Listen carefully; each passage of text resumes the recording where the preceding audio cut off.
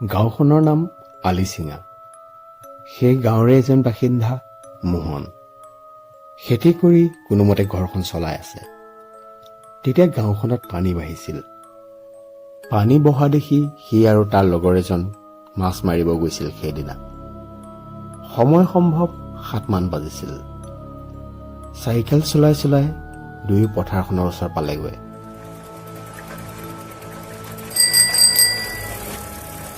ঠাই এডোখৰ বিচাৰি মাছ মাৰিব বহিল। পানীৰ শব্দ আৰু জিলিৰ শব্দই যে পৰিৱেশটো জয়াল কৰি তুলিছিল সেইদিনা।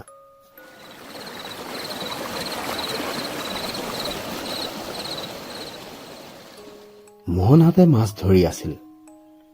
সময় সম্ভৱ 8:30 মান বাজিছিল। গাঁৱৰ ঠাই, সন্ধিয়া দবাৰ শব্দৰ লগে লগে যে সকলো ঘৰত সোমায়। আৰু কাৰেণ্ট, দূৰ দূৰণিলৈ যে কাৰেণ্টৰ সুবিধা নাছিল। সিহঁতে মাছ মাৰি থাকোঁতে শুনিছিল এটা শব্দ। এনেকুৱা লাগিছিল যে পানীত কোনোবা ঘূৰি ফুৰিছে। ভাবিলে হয়তো দূৰত আৰু কোনোবাই মাছ মাৰি আছে। বেছি ভাবি নাথাকি মাছ ধৰাত লাগিল। তেনেতে পুনৰ শুনিলে সেই শব্দ।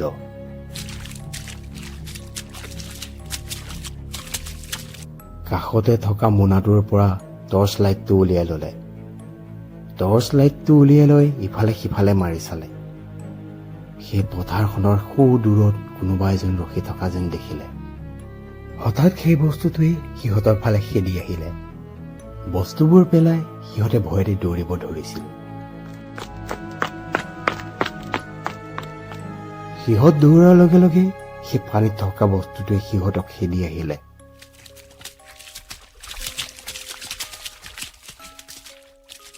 মোহন আৰু লগৰজন ভয়ত দৌৰি দৌৰি গৈ সেই দূৰৈত থকা প্ৰকাণ্ড গছডালৰ আঁৰত লুকাল।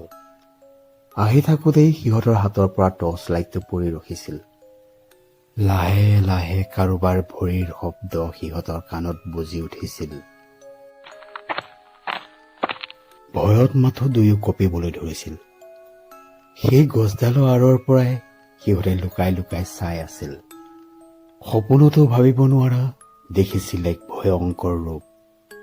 সেই মূৰ নথকা দেহটোৰ মাথো এটাই চকু। সেই ৰূপ দেখি সিহঁতৰ প্ৰাণবায়ু উৰি গৈছিল। সেই বস্তুটোক সিহঁতে চাই আছিলহে।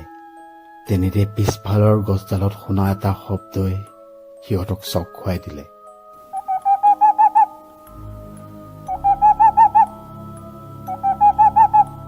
দুয়োৰে কলিজা কঁপি উঠিছিল সেইদিনা। কঁপি কঁপি দুয়ো সেই আম গছডালৰ তলতে লুকাই থাকিল। সময় বাগৰি গ'ল।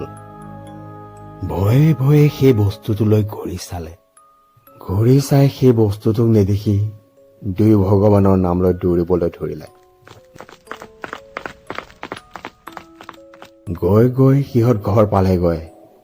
কথাটো গাঁৱত ওলালে। তেতিয়া সিহঁতে গম পালে যে সেইটো আছিলে এটা ভূত। কোনোমতে সেইদিনাখন সিহঁতৰ প্ৰাণ ৰক্ষা পৰিল।